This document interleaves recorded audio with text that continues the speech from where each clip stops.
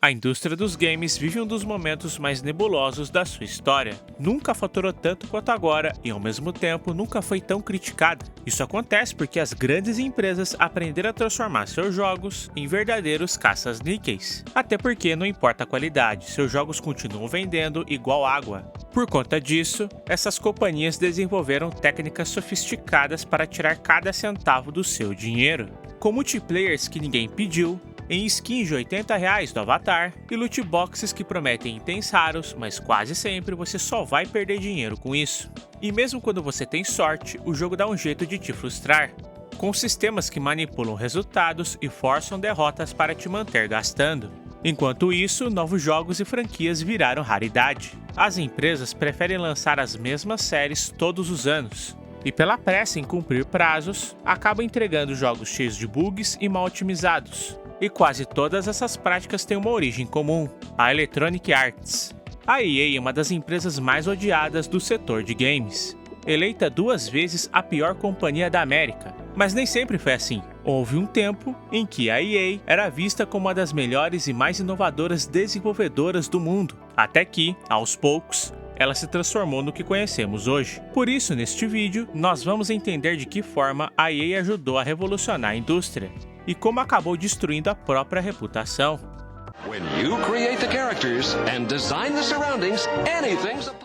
Estamos em 1982, quando o ex-funcionário da Apple, Stephen Hawkins, decidiu criar sua própria desenvolvedora de jogos, a Electronic Arts. Desde o início, Hawkins queria que sua empresa funcionasse como uma gravadora de música, onde os desenvolvedores fossem tratados como artistas, não apenas como funcionários. O objetivo era simples: transformar a EA em um exemplo de excelência e profissionalismo dentro da indústria. E no começo foi exatamente isso que ela se tornou. Em 1983, a Electronic Arts começou a publicar uma variedade de jogos, como Pinball, Mule, Wars e o primeiro One on One, com Dr. J e Larry Bird. Este último, inclusive, marcou o nascimento da EA Sports. A empresa também valorizava seus criadores, colocando os nomes dos artistas nas capas dos jogos e usava um design visual inspirado em álbuns de rock. A intenção era nítida: os criadores eram as verdadeiras estrelas. Porém, em meio à ascensão da EA, veio... Durante os anos seguintes ao crash de 1983, a Electronic Arts precisou rever seu modelo de negócio. A companhia, que antes colocava os designers em destaque, com seus nomes estampados nas capas, agora passava a concentrar seus esforços na construção da marca. Para se tornar conhecida, a EA decidiu associar seus jogos a grandes nomes do esporte. Aproveitou o sucesso do One on One para associar sua imagem a atletas populares, como Jordan vs Bird, Richard Petty Talladega e Earl Weaver Baseball. Mas o grande divisor de águas viria logo depois: a parceria com John Madden, que daria origem ao primeiro Madden Football, a série de jogos de futebol americano da EA. O jogo trouxe um nível de realismo inédito para a época, com diversas possibilidades de ajustes técnicos e táticos, e acabou se tornando um marco nas simulações esportivas. Contudo, a companhia, que antes era admirada, aos poucos começou a perder o prestígio que havia conquistado. Agora, nos anos 90, a Electronic Arts já não queria ser mais uma pequena empresa em um escritório apertado. Ela queria crescer, escalar, ter equipes enormes, e para isso começou a adquirir outros estúdios. O primeiro deles foi a Distinctive Software, criadora de jogos como Test Drive e a série Need for Speed. Em seguida veio a Origin Systems, responsável por clássicos como Ultima Online e Times of Lore. A Bullfrog, estúdio britânico, conquistou fama com Populous e Theme Park. A Westwood marcou a época com Command & Conquer e Blade Runner. E por fim, a Maxis, que lançou franquias que se tornaram gigantescas, como The Sims e SimCity. Apesar de tanto sucesso, esses estúdios acabaram sendo fechados e incorporados pela EA ao longo dos anos, alimentando a fama da empresa de aniquilar estúdios. Ainda nessa época, a EA assinou um contrato milionário de licenciamento exclusivo com a NFL, o que gerou o início de seu monopólio dos jogos esportivos. No começo dos anos 2000, sinais claros começavam a surgir. A EA já não se importava tanto com a qualidade de seus jogos. O foco estava começando a mudar e o lucro passava a ser a prioridade. play 11 strong. Em 2007, a EA vivia uma fase de transição. Sob o comando do CEO John Ricciello, a empresa focava em desenvolver novas franquias como Mass Effect e Dead Space. Foi também nesse período que a EA adquiriu a BioWare, responsável por Dragon Age, e a Pandemic, dona da franquia Star Wars Battlefront. Inclusive, a desenvolvedora foi dissolvida apenas 2 anos depois. Mas algo que mudaria a dinâmica dos jogos estava chegando, com o lançamento anual do FIFA e a criação do Ultimate Team. Introduzido no FIFA 9, o Ultimate Team permitia que os jogadores montassem seus times abrindo pacotes de cartas, comprando, vendendo e leiloando jogadores. Tudo isso com créditos conquistados no jogo ou, se quisesse, com cartão de crédito. O modelo foi um sucesso, se espalhando para outros títulos, como NBA 2K, Fortnite, CS e muitos outros. Isso significou o nascimento do Pay to Win. Nos anos seguintes, o faturamento disparou, mas a reputação da empresa começou a ruir. O reboot de SimCity em 2013 foi um fracasso monumental. Servidores instáveis, falta de modo offline e mecânicas ruins que geraram uma das maiores ondas de críticas da história da EA. Todos esses fatores fizeram com que Ricciello acabasse deixando o cargo de CEO, sendo substituído por Andrew Wilson, ex-produtor do FIFA e uma das mentes por trás do Ultimate Team. O Wilson tinha uma única meta: potencializar os lucros. Sob sua gestão, a EA apostou pesado em vendas online, lançando versões Ultimate, Premium, Deluxe dos seus títulos. Também lançou passes de batalha, assinaturas e focou na expansão para o mercado mobile. Os lucros cresceram como nunca, mas em paralelo, a qualidade dos jogos começou a despencar. Desde o início dos anos 2000, a EA acumulava várias séries famosas, mas aos poucos elas foram sendo saturadas, mal administradas ou simplesmente esquecidas. Um dos casos mais emblemáticos foi o The Sims 4. Anunciado em 2013 e lançado em 2014, o jogo era bastante incompleto comparado aos seus antecessores. Isso porque, no seu lançamento, o The Sims 4 tinha um mundo limitado e faltava mecânicas e itens básicos. A falta de conteúdo tinha clara finalidade de deixar uma lacuna para a EA lançar infinitas DLCs e expansões. Hoje, quem quiser ter o jogo completo precisa desembolsar cerca de R$ 6.846 em conteúdos extras. Mesmo tendo enorme insatisfação da comunidade, o jogo segue rendendo fortunas, e pelo que tudo indica, uma sequência nem está nos planos. Mas nada disso importava. Em 2015, o clima era de euforia em torno de Star Wars Battlefront, lançado em novembro daquele ano. O jogo prometia ser uma experiência completa da franquia, à altura dos clássicos da saga. Mas era óbvio que o jogo tinha graves problemas. Para começar, não existia modo campanha, o que demonstrou um desperdício de uma boa narrativa dentro do universo Star Wars. As batalhas espaciais eram uma grande promessa, contudo, era praticamente inexistente no jogo. Porém, a principal crítica dos especialistas era que o conteúdo de lançamento era enxuto, com mapas restritos e modos repetitivos. Por conta das reclamações, a EA lançou o Season Pass, com material que já deveria estar desde o início.